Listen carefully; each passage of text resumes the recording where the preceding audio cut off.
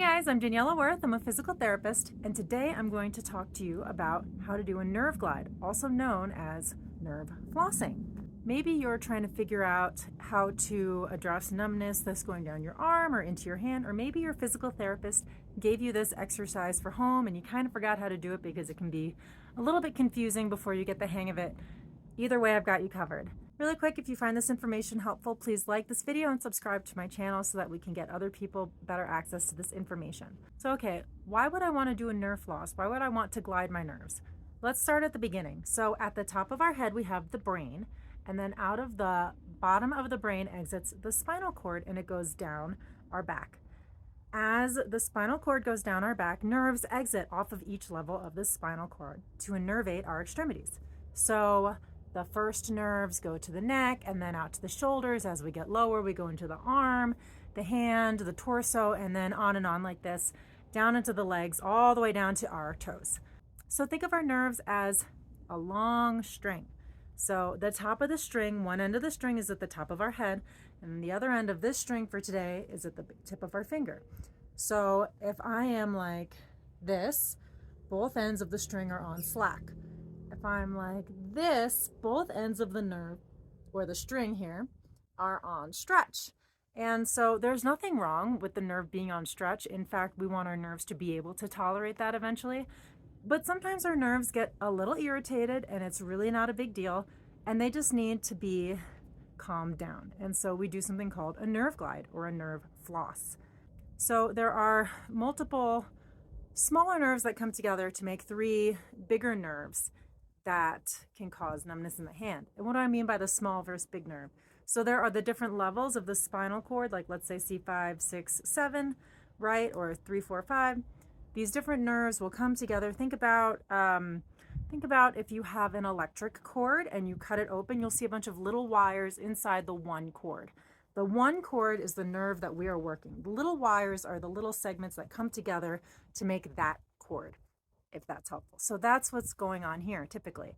And so what we're going to do for the median nerve, arm is going to be down, hand is up. So I am going to put one end of the string on slack while the other one is on stretch. And the hand is going to come down if tolerated, and then we're going to come up. So slack, and then stretch, slack, and then you can put all the way out here or you can just come back up to neutral. Either way is fine. One's not necessarily better than the other. Some people may start to feel tingling when their arm is out here and they've only gotten to there. Please don't push through the numbness, tingling, pulling, whatever it is that you're feeling. Just go until you start, right before you start to feel those symptoms, and then come back. So as you're doing this flossing, you should feel nothing. That's how you know you're doing it right. What I recommend for a really irritated nerve is only doing this 8 times in a row, 1 time a day. If that's feeling okay, after about 2-3 days, you can increase to twice a day. Keep it to just 8 of those. What we don't want to do is floss and floss and floss, and then actually instead of calming down the nerve, we've just irritated it. It's a delicate dance.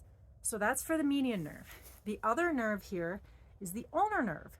So it's similar. So when the ulnar nerve is on stretch, remember when you were a kid and you would make goggles? It's that position. So this is all the way out here and then back.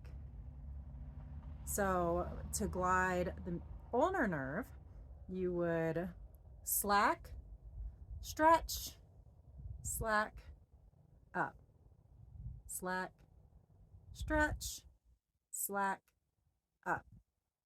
The last one is the radial nerve, and the radial nerve is on stretch when our hand is back here.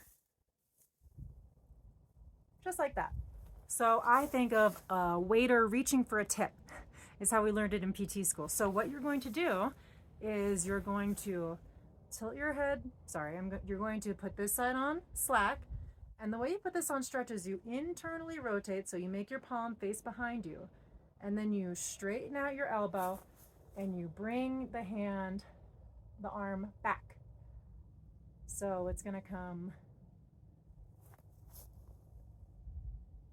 like that. So slack, stretch, slack, stretch, slack, stretch, slack, stretch. Let me know in the comments if you have any questions. I'd love to address them. And again, if you found this information helpful, please like this video and subscribe to my channel.